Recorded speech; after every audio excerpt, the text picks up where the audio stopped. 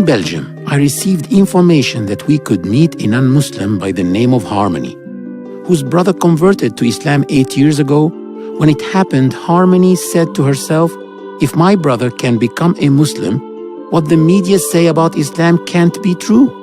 So she enrolled at the University of Leuven to learn more about the religion. This is what she had to say. Islamophobes hurt the Islam in a way, but on the other side, they make publicity because of their bad behavior and their hurtful sayings. People will start to investigate by themselves, so they will go and look about the Islam. And so actually Islamophobes make publicity. Maybe it's not intentional, but they do it. But yeah, they hurt some people in a way.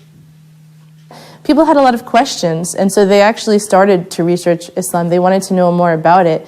So even though the media was portraying a negative image, people wanted to know if it was true or not. So a lot of people did go out and find the real answers. And so in an ironic way, it was good publicity for Islam, even though what the media was portraying was bad. The number of converts increased significantly after 9/11. At the mosque I used to go to in North Virginia, I used to witness 1 to 2 people declaring their faith every week before 9/11.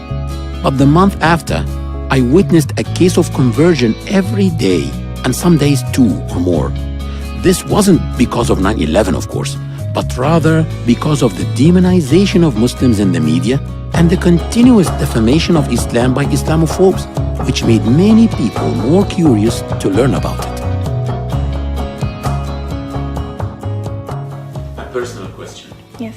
Do you think one day you may become Muslim or Christian or stay as an atheist?